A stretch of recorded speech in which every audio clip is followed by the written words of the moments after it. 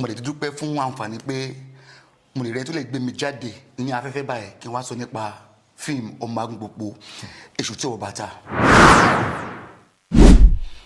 Mo lè rántí ní 2014 gbà tó fẹ́ shoot fíìmù yẹn. 2014. Tó fẹ́ shoot fíìmù yẹn. Sàráfà Ọlábọ̀dé òun ló ní fíìmù yẹn, òun ló produce ẹ̀, òun ló direct ẹ̀. Lóòótọ́ ó pè mí pé John Odika òun fẹ́ ṣe fíìmù kan pé fíìmù yẹn o character mi mo máa naked. Òun even òun ti try Igbo actors, òun ti try Yorùbá actors, òun ò rí anybody níbẹ̀. So wọ́n wà níbì kan lára àwọn èèyàn wọ́n á sọ pé ọ̀gá yan kan àwọn ọmọ iṣẹ́ wọn ni pé ọ̀gá ẹ rántí John Odika ni pé ẹ tí ì pé John Odika pé John Odika lè ṣe character yẹn. So wọ́n pé màá ṣe bèrèbèrè àwọn tí pera wọn wọ́n ti pe sister mi. Ẹ tí shoot sí yẹn. Mi ò tí shoot. Mo ti accept pé okay I will go naked on that scene. So wọ́n ti pe sister mi, wọ́n ti pe anybody. Wọ́n ti pe sister yẹn ti Rose Odika. Rose Odika tó gbọ́n ọ̀wọ̀n ìyá wọn bá ń pè John má ti wà ní set Sàráfà Ọlábọ̀dé o, ó fẹ́ ṣìdí ńlẹ̀ o. Mo rí pé Sàráfà ti wá pé ya John èmi ò kakún. Apá pé mo jẹ́ ọmọ Delta àbí ọmọ Igbo èmi ò rí bí ẹ̀ṣẹ̀ ṣebí iṣẹ́ mi ni, mi ò jalè, mi ò ṣògùn owó, is my job. Mo ṣe àṣìṣe yẹn. Mo ṣiṣẹ́ yẹn, mo ṣàṣe ẹbọ ṣe àpàrọ̀ even bàtà ìyáṣẹ́ yẹn gan ní Awẹ́ gbogbo àwọn aládùúgbò sá lọ. Because kò ṣẹlẹ̀ rí nínú film industry, kò ṣẹlẹ̀ rí. So everybody èmọ́wọ̀lú o, èmọ́wọ̀lú o, ṣé mo mi gan rò pé there's no big deal now. Ibẹ̀ everybody ṣá sá ládùúgbò yẹn àyáṣẹ́ yẹn successfully mo parí iṣẹ́ yẹn. Sàráfà dẹ̀ wá sọ fún mi pé John ó dẹ̀ compensate mi pẹ̀lú owó pé John mo ṣàgbówó yẹn. After some months fíìmù yẹn wá jáde.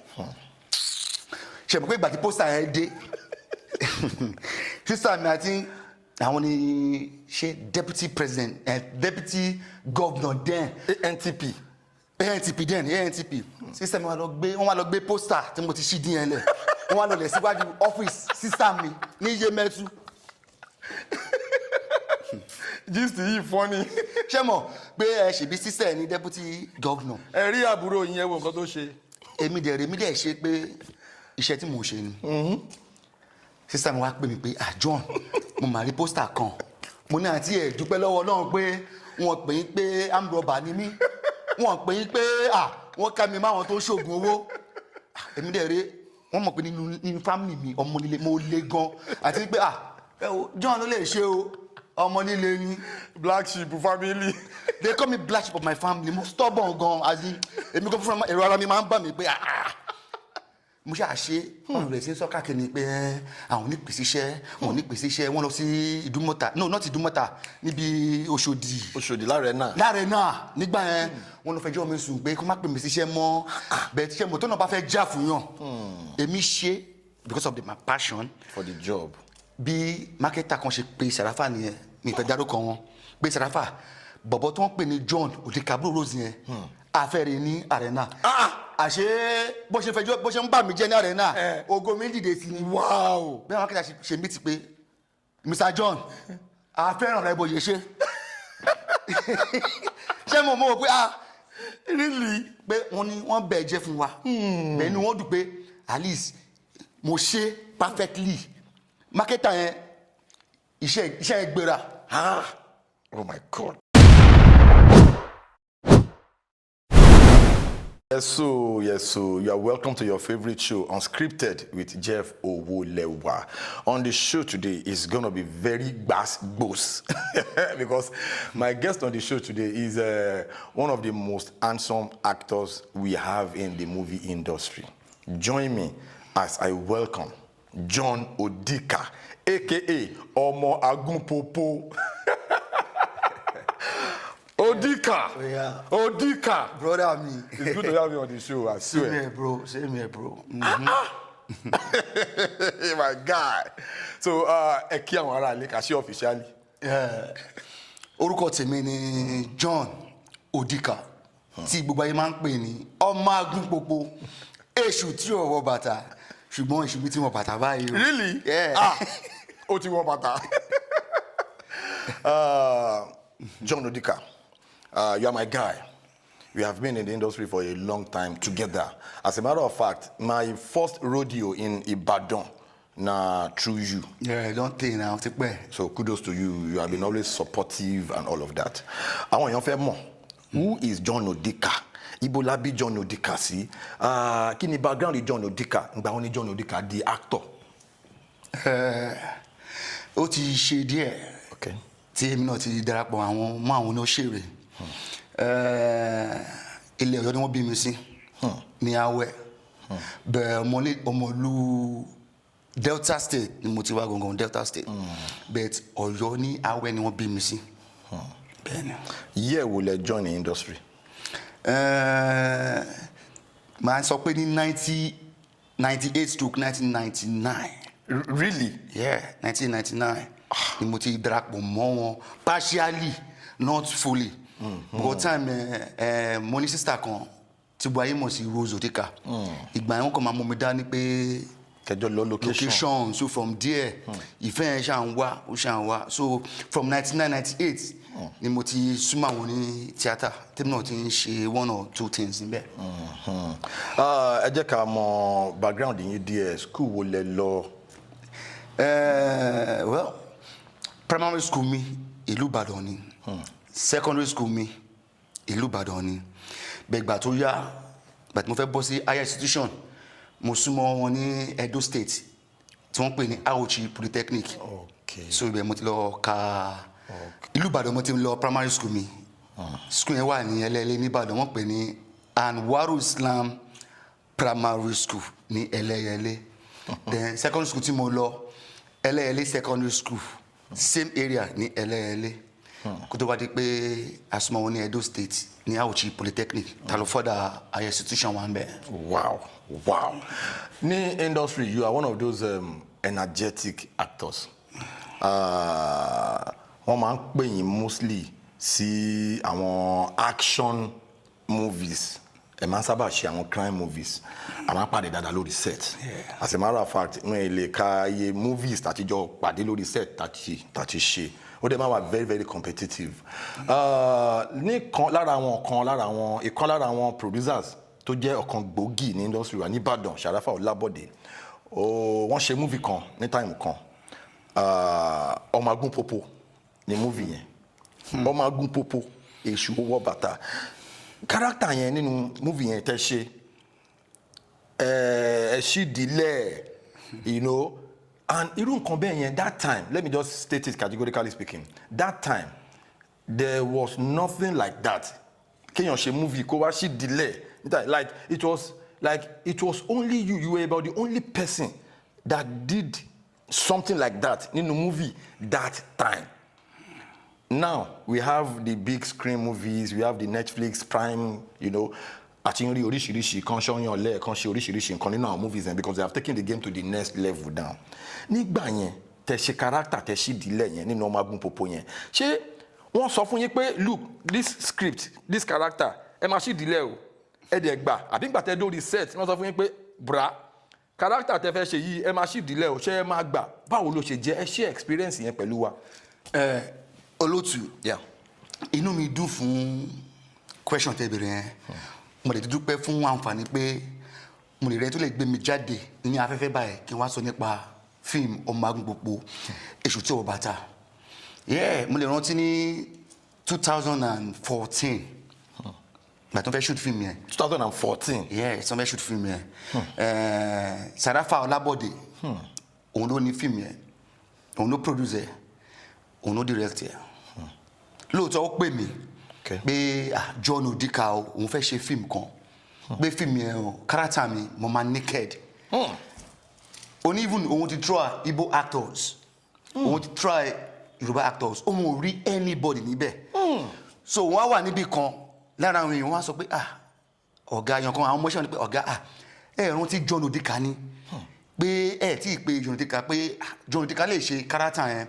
Ṣẹ́dẹ̀ mọ̀ nígbà tí mo wà school Auchi Polytechnic, mo jọ ọmọ líle tó máa ń pé kí yàn ṣídìílẹ̀ kò jọ wá lójú. Ìgbà tí mo wá school gbà yẹn tó bá sọ lọ́wọ́ wa female hostel a máa ń belt gan, ṣe mọ̀ pé kè tó bẹ́ẹ̀ ya tó bá lè fìdí sáré kọjá níwájú wàá gba 1000, ṣe mọ̀ be a rugged boy, be a stubborn soul. Ṣé mọ̀, mo pé but tí Sarafa Ọlábọ̀dé pè mí pé John o, mi ò ní naked o, pé màá kọ́ bọ̀ boxer. Mi tún ní naked màá kọ́ bọ̀ boxer. Mo ní ó kéré gan, nǹkan tèmi ṣe ní ìgbà tèmi wà ní Auchi Polytechnic. Tóbìnrin bá lọ gan báyìí pé ṣo tó bẹ́ẹ̀ lọ gba nídìí ṣẹ́ mọ̀. Na normal thing, maybe say ṣẹ́ mọ̀ tèmi mọ̀. So ìgbà tí Sarafa pè mí ṣá pé kò sẹ́ni body pé kí n jọ. Awẹ́ láti shoot movie yẹn. Lọ́jọ́ yẹn mo dẹ̀ wà ní Ìbàdàn.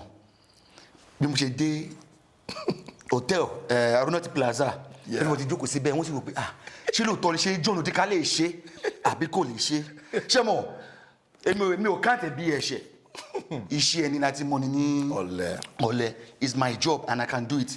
So I have the morale, I have the strength to do it. So ìgbà tí mo máa dé Ọ̀yọ́ orí Sarafa dẹ̀ sọ fún mi pé even àti negotiate. Kẹ́bà mọ̀ pé ibi tí mo love iṣẹ́ yẹn dé àṣìṣe theatre pé okay, it's not about pé mo fẹ́ di star, mi ò kọ́ àkọ́ńtà tó pé fẹ́ ní fame. It's not about that fame. It's just because it's about the passion I have for that job. Passion. Ṣé you get it? So mo pe màá ṣe bèrèbèrè àwọn tí pera wọn. Mo ti pe sister mi. Tí shoot sí yẹn. Mi ò tí shoot. Mo ti accept pé okay, I will go naked on that scene. So wọ́n ti pe sister mi, wọ́n ti pe anybody. Wọ́n ti pe sister yín ti Rose Odika. Rose Odika tó gbọ́n ọ̀wọ̀ ìyá wọn bá ń pè John má ti wà ní set Sarafa Ọlábọ̀dé o, ó fẹ́ ṣì dín lẹ́ o. To God láti sọ̀rọ̀ kí n má fọ̀rọ̀ ogun àti mo dáhùn lóhùn pé báwọn John ṣe máa lọ ṣì dín lẹ̀. Bèrè mo rí pé Sarafa ti wá pé ya John èmi ò kakún. Apá pé mo jẹ́ ọmọ Delta àbí ọmọ Igbo, èmi ò rí bí ẹ̀ṣẹ̀. Ṣebí iṣẹ́ mi ni, mi ò jalè, mi ò ṣògùn owó, is my job. Mo ṣe àṣìṣe yẹn. Mo ṣiṣẹ́ yẹn, mo ṣe àṣìṣe yẹn, bó ṣe à ń pariwo, even bàtà ìyá iṣẹ́ yẹn gan ní Awẹ́, gbogbo àwọn aládùúgbò sá lọ. Because kò ṣẹlẹ̀ rí nínú film industry, kò ṣẹlẹ̀ rí. So everybody èmọ́wọ̀lú o, ṣé mo èmi gan rò pé there's no big deal now. Ibẹ̀ everybody ṣá sá ládùúgbò yẹn, àyà iṣẹ́ yẹn successfully, mo parí iṣẹ́ yẹn. Sarafa dẹ̀ wá sọ fún mi pé John, ó dẹ̀ compensate mi pẹ̀lú owó pé John, mo ṣá gbowó yẹn. After some months, fíìmù yẹn wá jáde. Ṣé mo pé ìgbà tí pósítà yẹn dé, sísá mi àti àwọn ni ṣe deputy president deputy governor then ANTP then sísá mi wọ́n wá lọ gbé pósítà tí mo ti ṣí dín yẹn lẹ̀ wọ́n wá lọ lẹ̀ síwájú ọ́fíìsì sísá mi ní Yemẹtu. Gist yìí funny. Ṣé mọ̀ pé ṣèbí sísá ẹ̀ ní deputy governor. Ẹ rí àbúrò yín wo nǹkan tó ṣe. Èmi dẹ̀ ṣe pé iṣẹ́ tí mò ń ṣe ni. Sísá mi wá pè mí pé John, mo máa rí pósítà kan. Mo ní àti ẹ̀ dúpẹ́ lọ́wọ́ Ọlọ́run pé wọ́n pè é pé amrọ̀bà ni mí. Wọ́n pè é pé wọ́n ká mi máwọn tó ń ṣoògùn owó. Èmi dẹ̀ rí wọ́n mọ̀ pé nínú family mi ọmọ nílé mo le gan. Àti pé John ló lè ṣe o. Ọmọ nílé ni black sheep family. They call me black sheep of my family. Mo stubborn gan as in èmi kan fún ẹ̀rọ ara mi máa ń bà mí pé mo ṣe àṣe ọ̀rọ̀ rẹ̀ sí sọ́kà kìíní pé àwọn onípèsè iṣẹ́ wọ́n lọ sí Ìdúmọ̀tà no not Ìdúmọ̀tà níbi Òṣòdì Lárẹ̀nà nígbà yẹn wọ́n lọ fẹjọ́ mi sùn pé kó má pè mí síṣẹ́ mọ́ bẹ́ẹ̀ tíṣẹ́ mọ́tò náà bá fẹ́ já fún yàn èmi ṣe because of my passion for the job. Bí mákẹ́tà kan ṣe pe Sarafa nìyẹn mi ìfẹ́ dárúkọ wọn pé Sarafa bọ̀bọ̀ tó ń pè ní John Odika Rose yẹn afẹ́rẹ́ ní Arena. Àṣé bó ṣe ń bà mí jẹ́ ní Arena ògo mi dìde sí ni. Wow. Bí àwọn akẹ́kọ̀ọ́ ṣe mí ti pé Mr. John afẹ́ràn rẹ̀ bóyá ṣe. Ṣé mo mọ̀ pé really pé wọ́n bẹ̀ jẹ́ fún wa. Bẹ́ẹ̀ ni wọ́n dùn pé at least mo ṣe perfectly. Marketer yẹn iṣẹ́ gbéra. Oh my God. Iṣẹ́ mi fẹ́ dákọ̀ marketer iṣẹ́ gbéra gan tó yẹ pé ṣe mọ̀ iṣẹ́ blow gan ó dẹ̀ play me. I did only just one scene. Olótú I did one scene sequence. Mi fẹ́ dákọ̀ get tó ṣe lead wọn ṣe bí 32 scene. Orúkọ yẹn èmi ni wọ́n fún un. Bẹ́ẹ̀ni. Ọmọ Agunpopo èmi kọ́ mo ṣe máa gbogbo. But character kan tí mo ṣe. One scene, one sequence. Èmi wá ní fíìmù yẹn favour. Oh my God. So from that movie mo ṣe bẹ̀rẹ̀ sí pé mi nìyẹn ọmọ Agunpopo mo wò pé wọ́n sì ni mo ṣe ògòdè ni so bí fíìmù yẹn bó ṣe blow mi nìyẹn mo kọ́ dípẹ́ fọlọ́run bó ṣe bà mí jẹ́ káàkiri amẹ́kẹ́ta wọ́n ṣe meeting èmi Sarafola Bode is a living witness ẹni confam àwọn Sarafola Bode tó ń pè mí pé àwọn kan sọ nìbàdàn kan ban John gbogbo ẹ̀ bet Ọlọ́run jà fún mi torí pé mi ò ṣe fún nǹkan mi mo ṣe torí ìfẹ́ tí mo ní fún iṣẹ́. Mr. John gist yìí ó funny but ó real torí pé èmi àti yín láwọn táìmù kan àtijọ́ lọ sáwọn ibì kan tó jẹ́ pé bá ṣe ń wọ inú àwọn club yẹn báyìí Ọmọ Agunpopo tí gbogbo hall yẹn ń dàrú mo rántí tẹ́ bá rántí lálẹ́ ọjọ́ kan tájọ jáde tí a lọ ṣe fàájì nìbàdàn ni o ní Bódìjà mo rántí Bódìjà nìbàdàn. bá ṣe wọ inú club yẹn báyìí èmi náà máa rò bí i popular kan bàbàrà nígbà táwọn wọ inú club yẹn máa ń pè Ọmọ Agunpopo máa ní filẹ̀ fún àsìkò ẹ̀ ló wà ẹ jẹ́ kó ṣe fàájì ẹ̀. Now nǹkan tí mo tọ́ láti sọ pẹ̀lú narrative yìí ni wípé ọ̀tọ̀ ni kéèyàn ṣe films pọ̀ but tí wọ́n bá ṣe àwọn films kan tó máa ń ní alúbáríkà òyìnbó máa ń pè ní influence mo fẹ́ kẹ́ wá share experience yín lórí set yẹn because mo mọ̀ pé lórí set yẹn Ẹyinjú Elédùmarè lady actress yẹn ó wà nínú fíìmù yẹn olóṣèlú dúró then Debbie Shokoya wà nínú fíìmù yẹn then Múyìwá Adémọ́lá wà nínú fíìmù yẹn then Kemi Afolabi wà nínú fíìmù yẹn kí ni experience yín especially ìgbà tẹ́ ń ya scene yẹn kí ni reaction àwọn colleagues yín tẹ́jọ́ wà lórí set kí ni báwo lọ́n ṣe ojú wo lọ́n fi ń wò yín torí ó take èèyàn tó ní liver láti ṣe irú nǹkan bẹ́ẹ̀ yẹn making you the first actor tó ṣìdílẹ̀ nínú Yorùbá movie ní time yẹn maybe let me just set the record straight yes John Odika was professional enough to do that kí ni reaction àwọn colleagues yín lórí set yẹn. Olóòtú àti experience yín.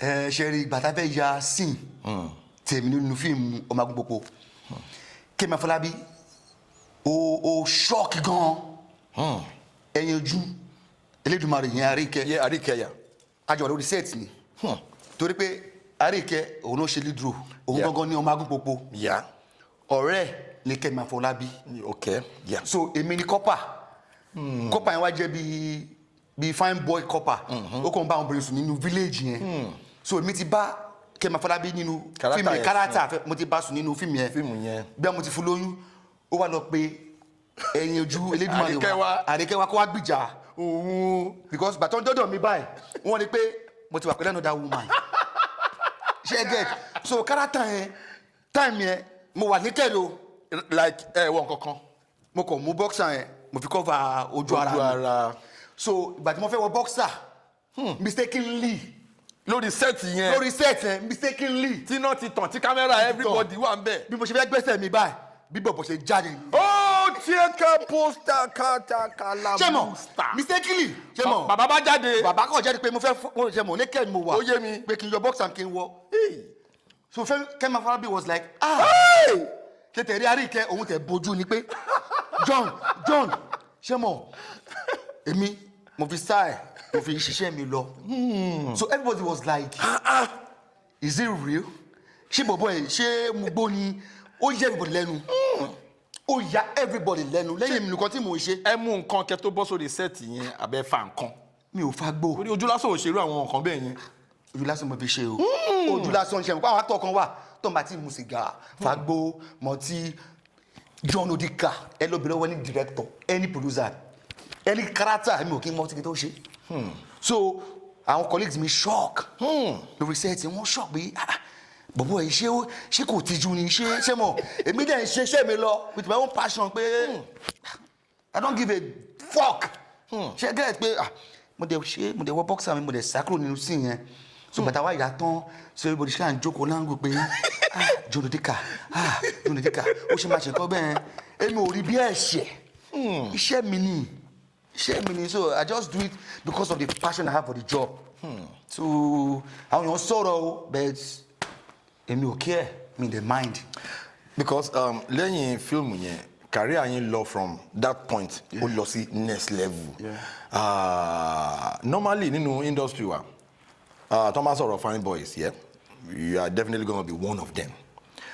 A lot of times láti máa ń rí àwọn fine boy roles tó jẹ́ pé normally àwọn movie critics wọ́n máa wọ pé irú character yìí irú John tó fine báyìí irú ẹ̀ kó ṣe character yìí irú àwọn guys báyìí tó fine báyìí irú ẹ̀ kó ṣe character kí ló fà á tó jẹ́ pé irú àwọn characters irú àwọn opportunities yẹn most of the times wọn kì í pè yín sí tó fi jẹ́ pé action kí ló fà ṣé shanking ni àbí kí ló ṣẹlẹ̀ gangan.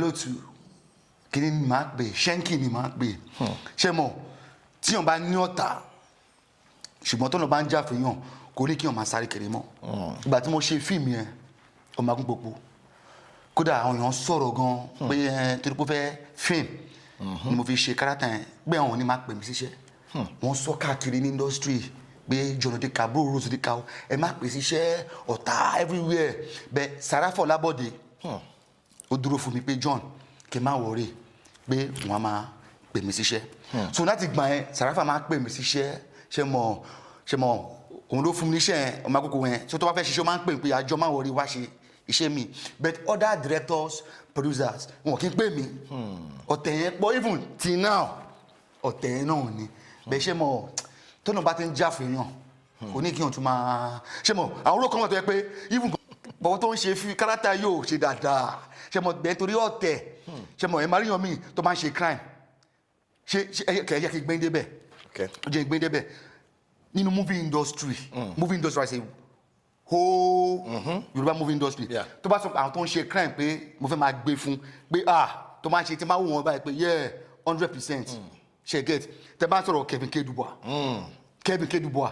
no wọ́n ṣe dáadáa jọ pé ṣe mọ̀ ó good tẹ bá sọ̀rọ̀ Don Richard ó good dáadáa ẹ̀gbọ́n yẹn náà Akínọláyà 100 Akínọláyà ó good then ká wá mú Lala Muideen Lala ṣe mọ̀ local crime tí wọ́n then tẹ bá wá ní set wa báyìí èèyàn méjì péré ni mo mọ̀ tí mo mọ̀ pé kì í tó jẹ́ set mi tí mo mọ̀ pé 100 tí bá ní wọ́n ní set tó ya máa gbé fún wọn pé tẹ bá mú Yomi Lọ́nà Ayé tẹ̀dẹ̀ mú Jeff Owolewa àti Odika mi mọ anybody mọ́ no kò ń ṣe pé mo rí yín o pé àwọn méje tèmi mọ̀ pé tó bá jẹ́ ọ̀rọ̀ crime àwọn máa ń ṣe real ni ẹ ti gbàgbé ni àpá yìí real ni àpá yìí wọ́n ti gún mi sẹ́mọ̀ èmi ò kí ń ṣe fíìmù tèmi pé fake I do it real because ọmọ líle ni mí ọmọ tó máa sọ pé ọmọ líle mi ò kí ń sọ̀rọ̀ jù táwọn movie mi kì í sọ̀rọ̀ jù I believe in action I talk less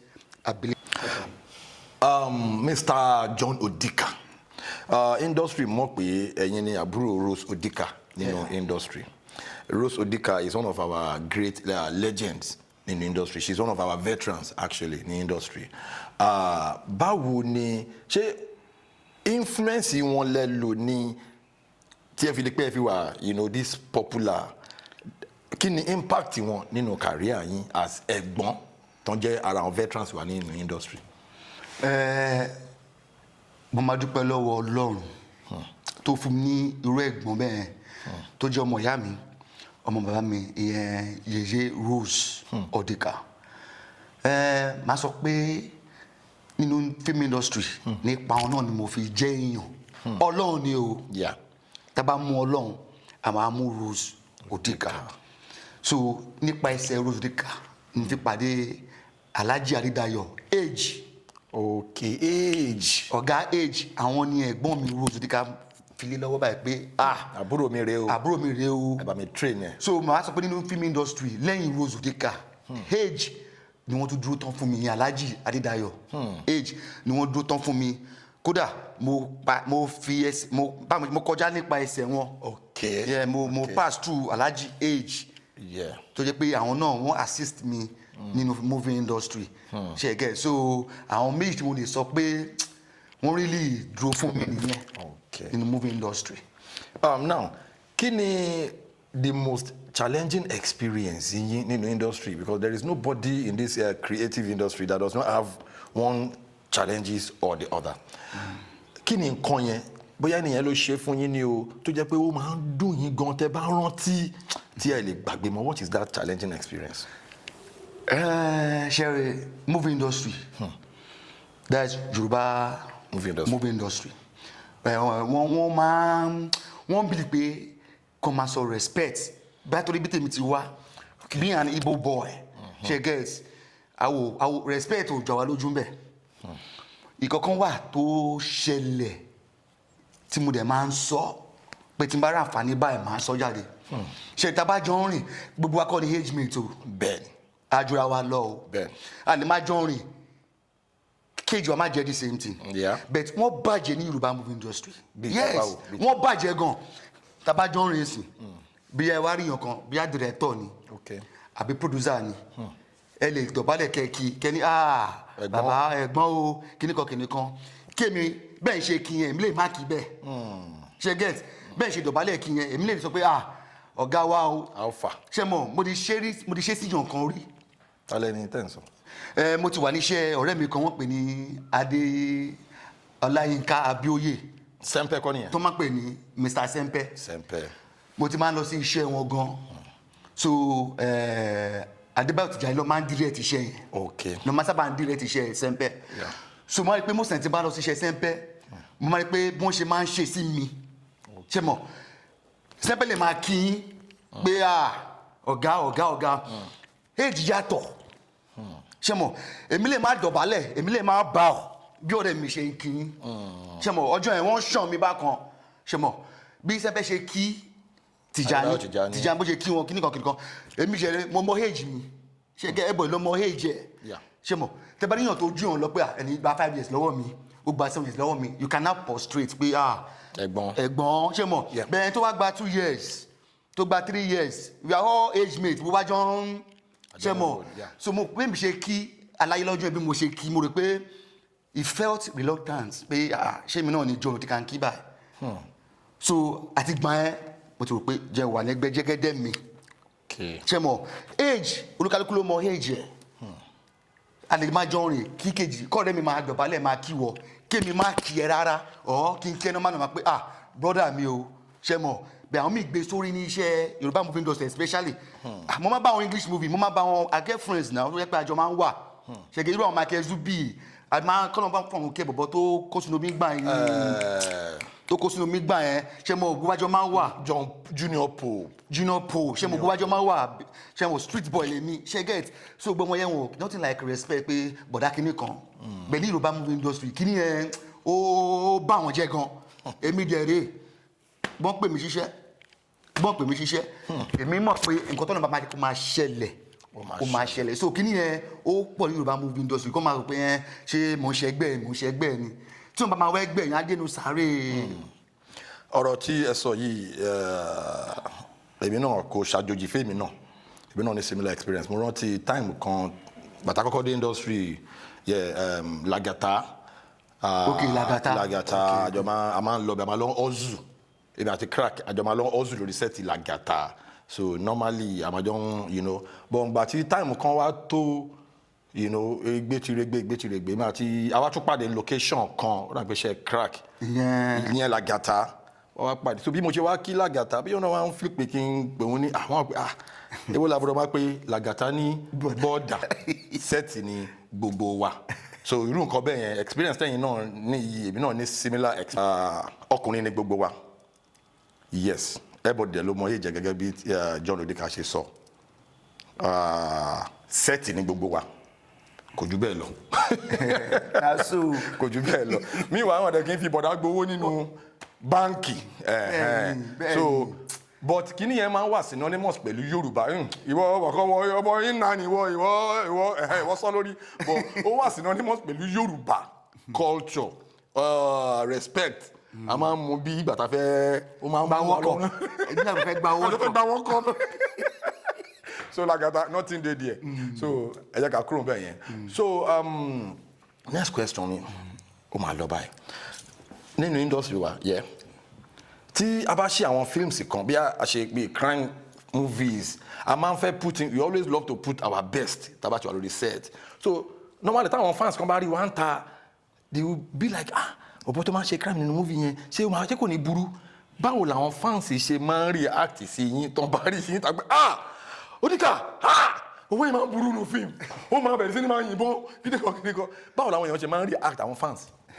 mo like question yẹn olóòtú ṣe tẹ̀lé let me say my female fans ó hard fún mi gan àwọn female fans mi tó máa rí mi wọ́n máa ń sá ni even mo ṣẹ̀ṣẹ̀ rí àwọn kan tó ń súnmọ́ mi ní báyìí wọ́n lójú mi ti máa ń le jù ìgbà mi ti máa mi rò máa wò pé ṣojú mi le báyìí ṣá ṣé mo most of them máa ń sá fún mi pé bọ̀bọ̀ yìí bó ṣe máa ń ṣe nínú crime nínú movie pé lójú ayé bí a ṣe máa ṣe ni but with time tá a bá ṣe ń jáde mo máa ń sọ wọn pé iṣẹ́ èèyàn ni iṣẹ́ èèyàn ṣe get but after movie tẹ́ bá wá rí mi ní outside movie industry I'm a very simple person. But ojú yẹn kọ́ máa ń lè ṣe mọ̀ ọmọdé pé ọmọ líle àwọn òkè rẹ́rìn ti wá ṣe get so most àwọn obìnrin máa ń kódà wọ́n máa ń nínú relationship mi gan ó máa hard fún mi kí kóbi tó gbà fún mi pé bọ̀bọ̀ yẹn kọ́ pupa ni o wèrè ilé ìyá wèrè gan o bẹ́ẹ̀ kò kí ń ṣe èmi náà so àwọn challenges yẹn pọ̀ gan but mo dúpẹ́ fọ́lọ́run ó ti ń reduce by àwọn yẹn wọ́n ti understand mi bí wọ́n ṣe ń súnmọ́ mi sí. Yeah, this person is a simple person. Very simple person. Wọ́n lè rí pé character mi náà movie character.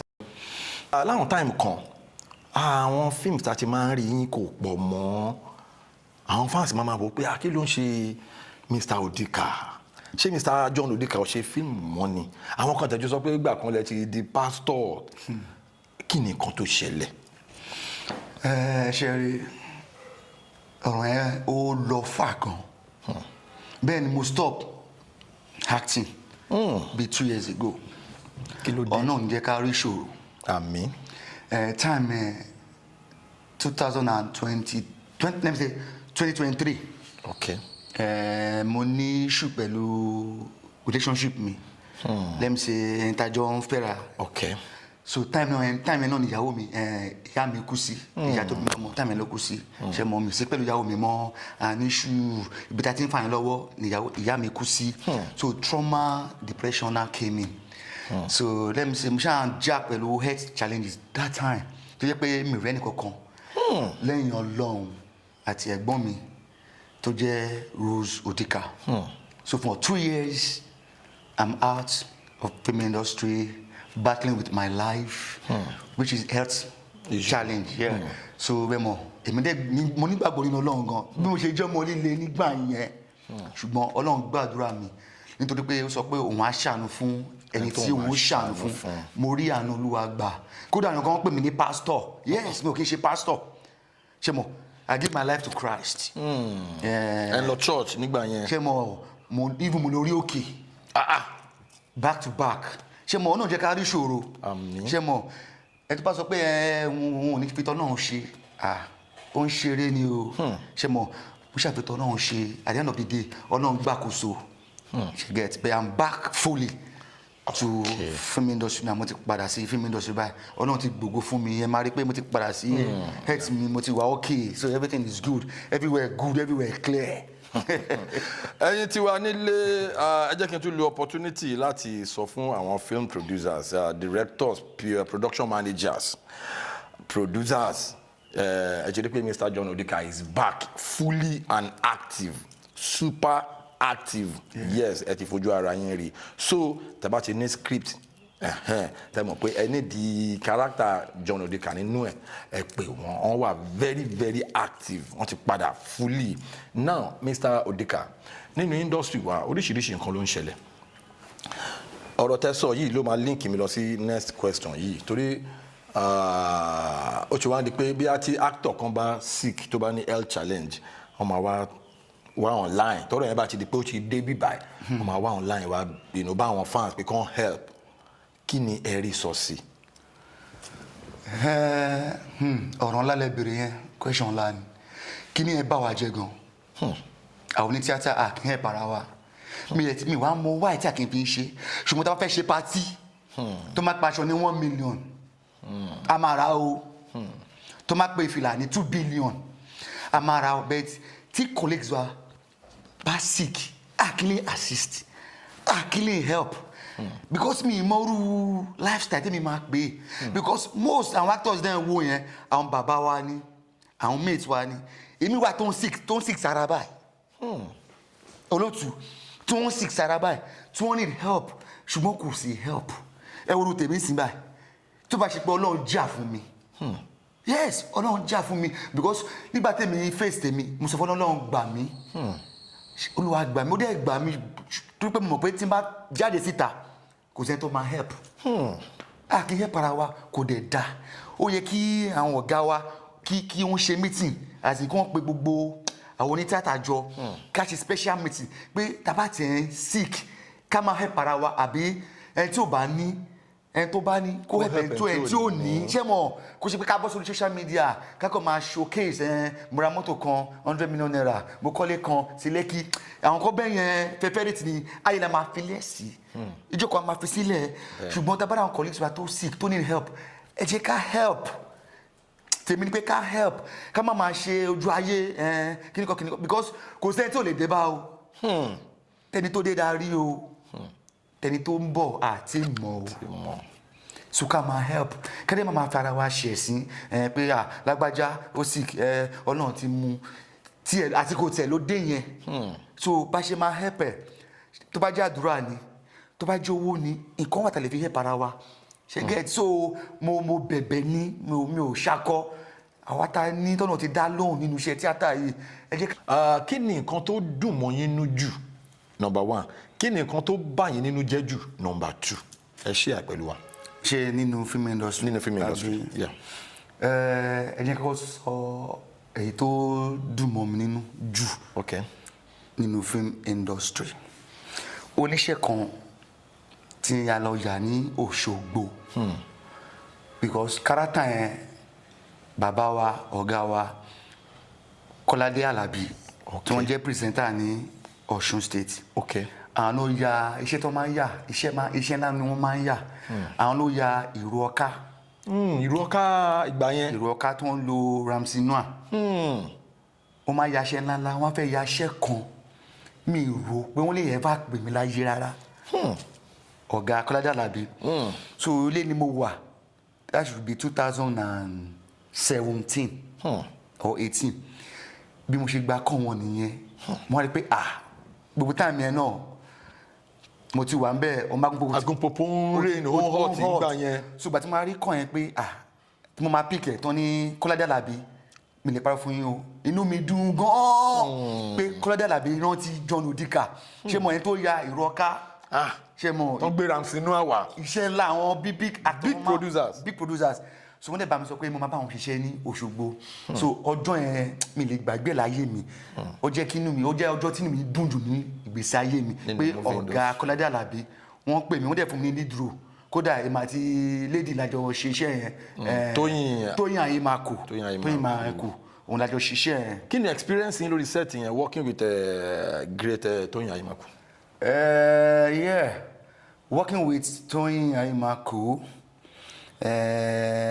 máa sọ pé inú mi dùn pé èmi àti lájọ ṣe lídùú iṣẹ́ bàbá Kọ́ládé Àlàbí mo dẹ̀ rí pé ó jẹ́ èèyàn kan tí mo wò nínú movie industry tó jẹ́ pé òun náà one of our best actress in the industry. So bayájọ ṣiṣẹ́ mo rí pé ó flow pẹ̀lú mi kò jẹ́ mọ́ lapses ṣe get ṣe pé can actress mi ni wọ́n fẹ́ máa ṣe mí pé ó ti ṣe mistake bet ó kù pẹ̀lú mi then èmi náà mo dẹ̀ learn pé okay ṣe mọ̀ inú mi dùn pé àjọ ṣiṣẹ́ yẹn a dẹ̀ ṣe ó wà perfectly inú producer náà dẹ̀ dùn so lídò tájọ ṣe èmi àti Tóyìn Àyèmàkù ó jẹ́ iṣẹ́ tó tóbi jù nínú àwọn iṣẹ́ tí mo ṣe. tí o ti ṣe kí ni nǹkan tó máa ń bá yín nínú jẹ́ jù. iṣẹ́ tó máa ń bà mí nínú jẹ́ jù. nǹkan tó máa ń bá yín tó máa ń dùn yín gan. bí kí wọ́n pè é sí iṣẹ́ kí àwọn director kó máa downgrade actor. ṣé mo mi mọ̀ bí wọ́n ṣe máa ń bribe directors. yes ṣe pé àwọn kan wà àwọn actors kan wà tó yẹ pé wọ́n máa ń bribe director fún role.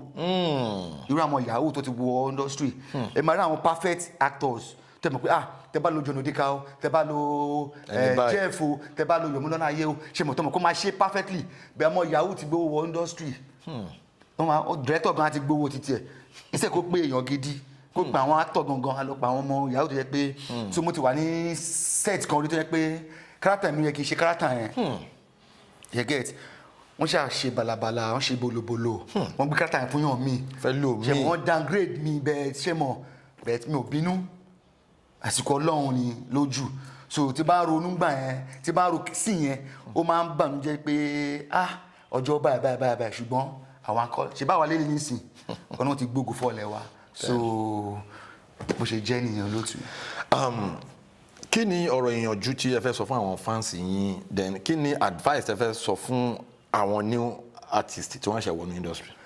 Jẹ́ sọ fún àwọn upcoming yeah. Advice mi fún àwọn upcoming ni pé kí ó má jẹ́ kí producer kan, let me say director, fi owó entice wọn pé tó bá fún mi lówó ò ní ṣe party. Ẹ jẹ́ kó jáde tán fúnra wọn pé àwọn lè ṣe kíní fúnra wọn. Wọ́n prove ara wọn pé without bribing any directors. Kó má kàn ní pé mo fẹ́ ṣe fíìmù ya ẹgbẹ́ owó ẹ̀fíìmù sí kárátà kan káwọn gan pass through àwọn trainings ẹ̀ mọ̀ kó wọ́n train ara wọn kó wọ́n gba ọ̀dọ̀ àwọn ọ̀gá kan kọjá.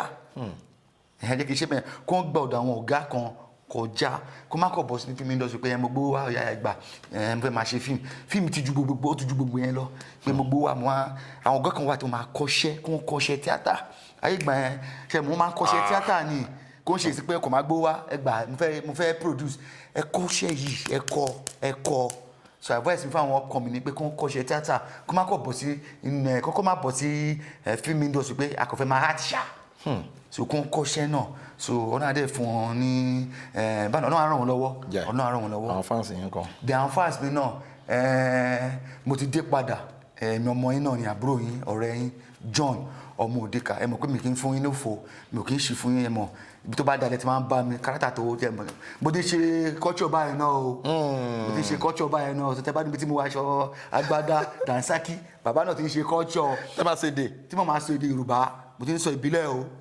ẹ fún wa ní ìbílẹ̀ bíi méjì.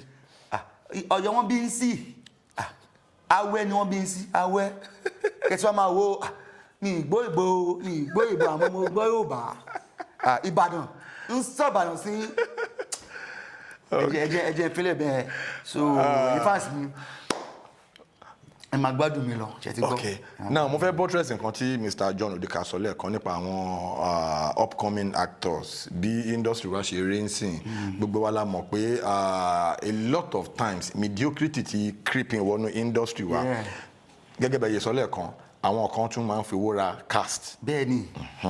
Now èmi náà ti ní similar experience mo dóko gbàtọ́ pè mí sí location character ti director yẹn pè mí sí gbàtí máa fi débẹ̀ wọ́n dẹ̀ change ẹ̀ nítorí pé èèyàn kan ó ti kówó fún director wọ́n wá gbé character tó yẹ kí n ṣe wọ́n gbé fún director kò ó dùn mí lálẹ́jọ́ yẹn mo kàn gbójú náà nǹkan tí mo fẹ́ sọ ni pé àwọn kíní yìí ló ń jẹ́ kí quality industry wa quality acting àwọn èèyàn ní industry ń sìn especially àwọn new actors yẹn ẹ máa rí pé quality yẹn kò sí quality ń bẹ̀ mọ́ kí n tẹ kọ́kọ́ yọ ọ̀rọ̀ kí n yọ kúrò most of àwọn new actors wa tẹ bá kó 100 ìjọ àti actors àti actresses tẹ bá kó 100 ìjọ agídí lè máa fi lè ṣa 5 tó jẹ́ pé máa pẹ́ upcoming ní ẹni yìí ó act dáadáa torí pé wọ́n ti fi owó wọ́n ti fi bà a lot of things jẹ́ ó wá jẹ́ kí n rántí nǹkankan nígbà tí mò ń bá àwọn veterans like àǹtí Tọ́lá Ọládùkún mò ń bá wọn sọ̀rọ̀ wọ́n wá ń ṣe àwọn experience wọn fún mi lórí àwọn set kan tán ti lọ à ń ṣe interview à ń sọ̀rọ̀ orí mi dẹ̀ ń wú nípa quality báwọn yẹn ṣe máa ń act tó máa ń fi gbogbo ara sí acting kò dàbí ìsìn tó jẹ́ pé wọ́n máa fowó ra character ẹni tó yẹ kó ṣe major role lead role tó jẹ́ actor director àbí PM àbí producer á ti ta cast á wá gbé ẹni tí kò kì í ṣe actor á wá gbé sí lẹ́ẹ̀ máa fi rí pé quality yẹn ó ń drop wọ́n á fi àsìkò yìí sọ fún àwọn èèyàn wa nínú industry ẹ jẹ́ ká dẹ́kun láti máa wu àwọn irú ìwà báyìí torí pé kò kí ṣe movie industry fún ara wa àwọn audience wa tá à ń ṣe fún wọ́n mọ nǹkan tá à ń ṣe so when the quality is dropping wọ́n mọ̀. Bẹ́ẹ̀ni wọ́n máa mọ̀. then tẹ́ bá wá wo àwọn industry kan tẹ́ bá wo Ghana industry ní Ghana movie industry tẹ́ bá tún wá wo English Nollywood industry ẹ máa rí pé láwọn táìmù kan ẹ máa wo àwọn G Mike àwọn Ramsey Noah àwọn all these great legends bọ́n ṣe máa act tẹ́ bá wá wo ìsìn yìí ẹ máa rí pé yàtọ̀ wà quality yẹn ń drop díẹ̀díẹ̀ then tẹ́ bá tún lọ sí Ghana náà time táwọn Majid Michel tó ń act gan àwọn people yẹn àwọn quality wà tẹ́ bá wá wò sí ẹ máa rí pé kìíní yẹn ń drop kò yẹ kó dẹ̀ máa rí bẹ́ẹ̀ bọ́n torí pé mediocrity pọ̀ àwọn mediocre tó wá kówó ra cast then another thing tí mo tún fẹ́ sọ ni pé producer mi ó mọ̀ pé òun ò mọ̀ act tàbí acting òun ò lọ dé kò lọ bẹ́ẹ̀ yẹn kàkà kó ṣe small role bóyá bíi minor role kan nínú fíìmù bó torí pé òun ni producer àfẹsẹ̀ lead role ṣèbí mi mo lówó ṣèbí mi mo gbówó lẹ̀ èmi máa ṣe lead role tó mọ̀ pé normally ẹ̀mí ẹ̀ ò gbé wàá dẹ́bìtì àyàdé àwa ní pé fíìmù ò tà báwo ni fíìmù ṣe fẹ́ tà nígbà tó jẹ́ pé character tó yẹ kó ṣe minor tó yẹ kó ṣe òun ní àwọn Hollywood lọ́n ṣe ń lọ fáfá torí pé producer wà lọ́tọ̀ àwọn producers wà lọ́tọ̀ àwọn actors wọ́n wà lọ́tọ̀ editors wà lọ́tọ̀ directors wọ́n wà lọ́tọ̀ but níbí the producer will want to be play the lead role the producer will want to be the director the producer will want to even sing the soundtrack òun náà ló máa tún fẹ́ wà lẹ́yìn set níwájú set ló tún fẹ́ kọrin in fact àti rí àwọn kan tó tún edit fúnra ara wọn ẹ máa fẹ́ kó igi mẹ́wàá sínú náà kan náà lẹ́ẹ̀kan náà gbogbo àwọn kíní ó máa ń reduce quality iṣẹ́ tá à ń ṣe ni òun ni mo ṣe fẹ́ sọ pé ẹ jọ gbogbo àwọn areas yìí let us pay attention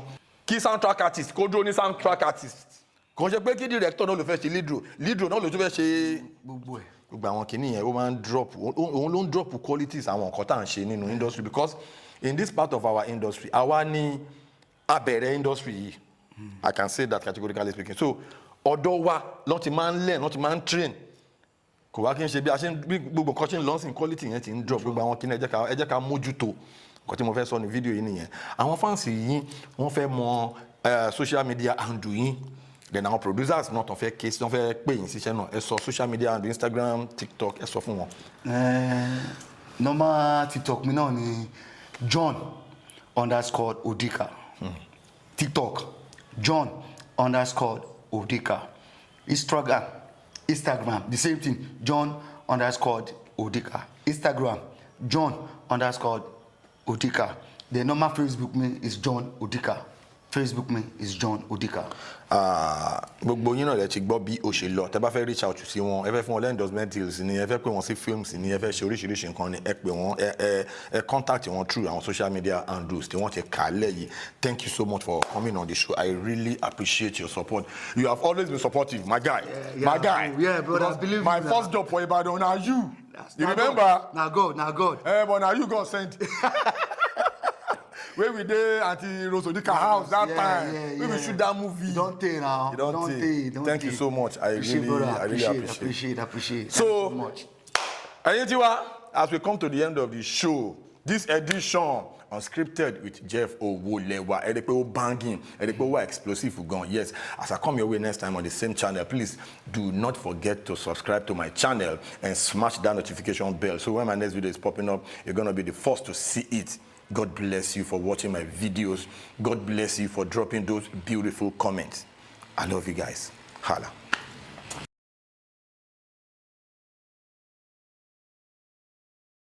Please subscribe to my YouTube channel and press the notification button.